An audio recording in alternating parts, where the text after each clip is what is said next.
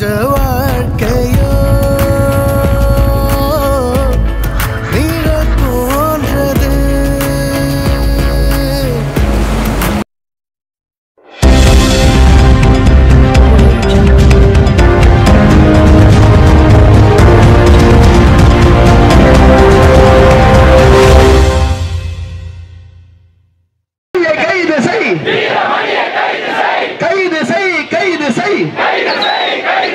வீரமணியை கைது செய். தமிழக அரசு தீய சக்தி தீக்காவில்லை. தமிழக அரசு தீய சக்தி தீக்காவில்லை. தடை செய். தமிழக அரசு தடை செய். பாரத் மாதா கி சக்தி தீக்காவில்லை. தீய சக்தி தீக்காவில்லை. அறுக்கும் வரை ஓய மாட்டோம். அழிக்கும் வரை ஓய மாட்டோம். தீய சக்தி தீக்காவில்லை. தடை செய். தமிழக அரசு தடை செய்.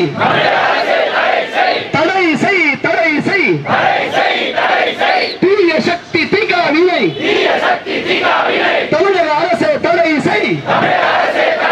போலோ பாரத் மாதா கி வந்தே மாதரம். 18 ஜெயம். படை மூலமா திராவிட கழகத்தின் தலைவர் கி வீரமணி அவர்கள் ஒரு பகவான் கிருஷ்ணரை பத்தி ரொம்ப அவதூறா பொள்ளாச்சி விஷயத்தையும் இதையும் கம்பேர் பண்ணி ரொம்ப கேவலமா சித்தரிச்சு எல்லாரோட இந்துக்களோட, அதாவது பகவான் கிருஷ்ணனோட டிவோட்டிஸ் அத்தனை பேருமே பாதிக்கக்கூடிய அளவுக்கு மன உளைச்சலுக்கார அளவுக்கு பேசிட்டாரு. அதாவது இது இன்னைக்கு நடந்தா பரவாயில்ல, பொறுத்தார் பூமி ஆழ்வாருங்கிற மாதிரி நாங்கள் பொறுமையா இருந்தோம். சாதி மேண்டால் காடு கொள்ளாதுங்கிற அந்த கான்செப்டுக்கு அவரே நம்மளை உள்படுத்திட்டார். இன்னைக்கு பாத்தீங்கன்னா ஒரு அமைப்பை உருவாக்கி திராவிடம் அப்படிங்கிற ஒரு இது அமைப்பு எதுக்காக உருவாச்சோ, எங்க சமத்துவம் இல்லையா அங்கதானே திராவிடத்துக்கு வேலை இருக்கு. இதோ நாங்க சமத்துவமா பாக்குறோம், எல்லாரையும் சமத்துவமா பார்க்கக்கூடிய ஒரு ஆளுமை வந்துடுச்சு.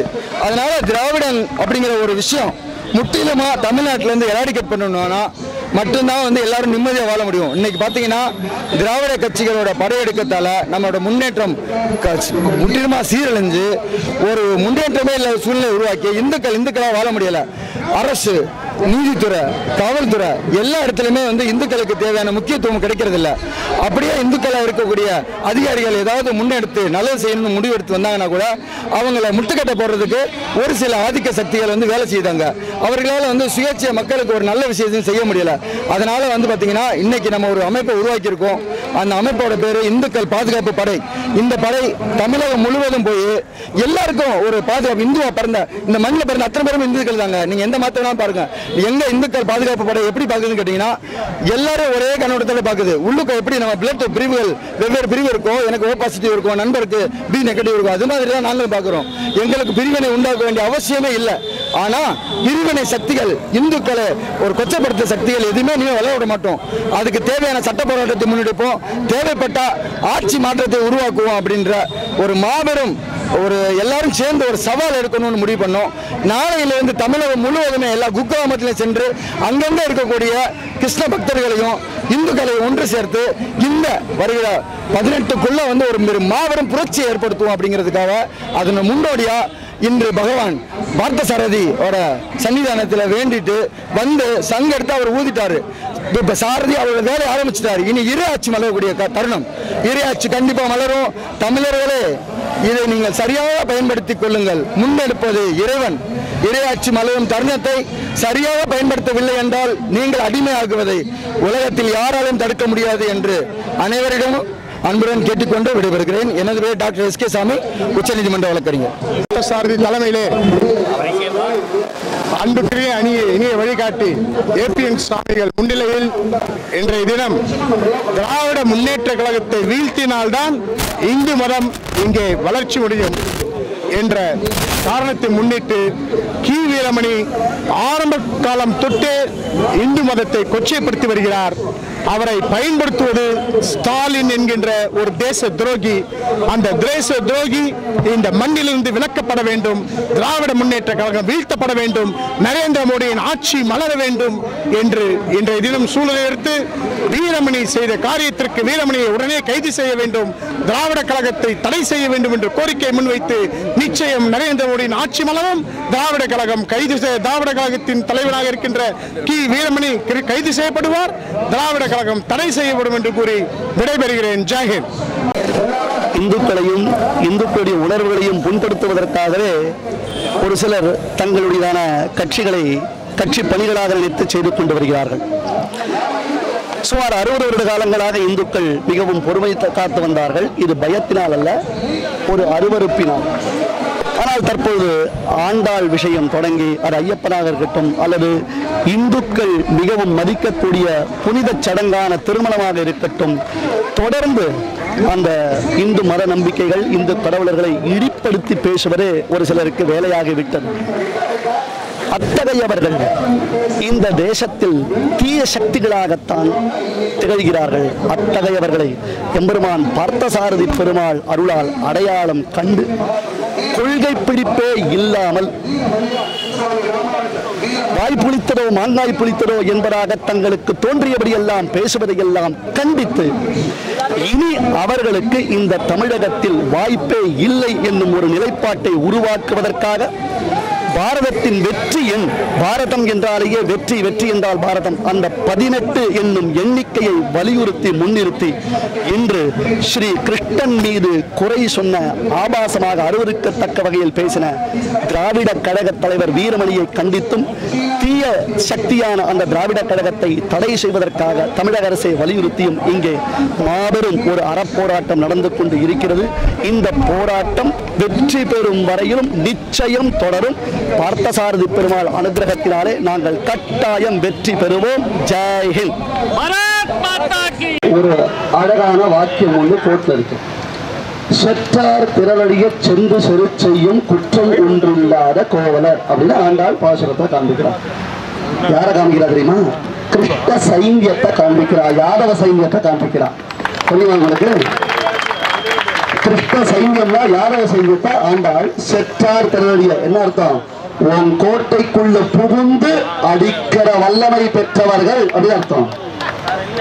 இவர்கள் ஹரிசேனா, அறியாதவர்கள் இல்ல, எதையும் அறிந்தவர்கள் தான்டாப்பா. உள்ள புகுந்து அடிக்கக்கூடிய வல்லமை பெற்றவர்கள். அருவருப்பினாலையும் ஆபாசத்தினாலையும் அசிங்கத்தினாலையும் தான் தள்ளி இருந்தனை தவிர்த்து பயத்தினால ஒரு நாளும் நாம் பின்வாங்கியது கிடையவே கிடையாது. இந்த இடத்தில் ஒவ்வொரு மண் துகளும் நம்முடைய வீரத்தை பறைசாற்றும். இந்த இடத்துடைய ஒவ்வொரு மண் துகளுடைய வீரத்தை பறைசாற்றும். சில முட்டா பசங்களுக்கு ஒரு விஷயம் புரிய மாட்டேன்றது. இந்து கடவுள்கள்னா அவங்க பிராமணம் பிராமணம் பிராமணம் இதையே பேசிட்டு இருக்காங்க. நான் என்ன கேட்கிறேன், உங்க தலைவர் கொள்கையை பின்பற்றி யாராவது ஒருத்தர் முன்னேற்ற பாதையில வந்து எக்ஸாம்பிளா காமிக்க முடியறதா? உன்னால யாராவது ஒருத்தரை காண்பிக்க முடியுமா? ஐயோ பாவம், இருந்தா காண்பிக்க மாட்டாங்களா? அதுதான் வரமாட்டேன்றது அவங்களுக்கு. இந்த புல்வாமா தாக்குதல்ல நம்முடைய வீரர்கள் 40 பேர் வீரமரணம் அடைஞ்சார் இல்லையா? அத்தனை பேரும் ஒரு 3 நாளைக்கு நம்மளால சாப்பிட கூட முடியல. அந்த ரிவெஞ்ச் பண்ணின பிறகுத்தான் நமக்கு எல்லாம் ஒரு சந்தோஷமா ஏற்பட்டது இல்லையா? அப்ப ஒரு முட்டாள் கேட்கிறாங்க என்கிட்ட, சார் சாமி பாப்பா மட்டும் சாமி சாமி அதுல ஒருத்த கூட உங்க பாப்பா இல்ல சாமி அப்படின்னா, என்னடா திருப்பி கேளுன்னு. 40 பேர் செத்தாங்களா, அதுல ஒருத்தர் கூட உங்க பாப்பா இல்லைன்னா, ஏண்டா நீங்கடா ஜாலியை ஒழிச்சுட்டே சொல்லிட்டு இருக்கீங்க, திருப்பி பாப்பா பாப்பா நீங்கடா கலப்பறீங்க, நீங்கடா ஒழிச்சிட்டீங்களே நீங்கடா அப்படின்னா தெரியுதுல்ல உனக்கு? உன்னால பேச முடியல, உன்னால எதுவுமே பண்ண முடியல. எந்த இடத்துல எதை பேசணும்? ஒரு நாடே துயரத்தில் ஆழ்ந்திருக்கிறது. நம்முடையதான சகோதரர்கள் 40 பேர் உயிர் தியாகம் பண்ணியிருக்காங்க, 40க்கு மேற்பட்டவர்கள். அத்தனை குடும்பத்தினுடைய கதி என்ன? அந்த இடத்துல பாலிடிக்ஸ் பண்றிய படுபாவிகளா? உங்களுக்கு எல்லாம் வெக்கமான சூடு சுரண இந்த பாரத தேசத்தில் விளைந்த மண்ணில ஓடுபடி சார சாப்பிட்டவங்களா? நீங்களா எங்க பாலிடிக்ஸ் பண்ணணும்? ஒரு ஒரு தேச வீரர்களுடைய தியாகத்தை கொச்சப்படுத்தி பேசக்கூடியவர்கள் தங்கள் தாய் தந்தையரை மட்டும் விரும்பி விட்டு விட்டாங்களா? ஒரு விஷயம் தெரியுமா உங்களுக்கு? அவர் கிருஷ்ணன் பொறுக்கி, கிருஷ்ணன் அயோக்கியா, கிருஷ்ணனை வந்து யூடிசியில பிடிச்சு கொடுக்கணும். அப்புறம்தான் யோசிச்சேன், கி வீரமணி அவங்க அப்பா பேர் கிருஷ்ணன். அப்புறம் தான் தெரிஞ்சது எனக்கு. ஓ, இது மேட்டர். இது ஆடாடா, இது தெரிஞ்சுதான் நம்ம கூட்டமே போட்டு டயத்தை வேஸ்ட் பண்ணிருக்க வேண்டாம். இப்பதான் ரியலைஸ் பண்ணேன். ஆடா, என்னடா இவ்வளவுதான் விஷயம். அப்ப ஓகே, நாமளும் அவரை ஒத்துக்கிறோம் சார். அந்த கிருஷ்ணன் படுவா இருந்தா அவன் ஒரு அயோக்கிய, அவன் ஒரு யூடிசி ஆசாமி, அவன் ஒரு ரவுடி, எந்த ரவுண்டோ எக்ஸெட்ரா எக்ஸெட்ரா எக்ஸெட்ரா. எங்களுக்குலாம் அந்த அளவு அன்பார்லிமெண்ட்ரியா பேச தெரியாது. அவ்வளவு விஷயம். அவ்வளவுதான்.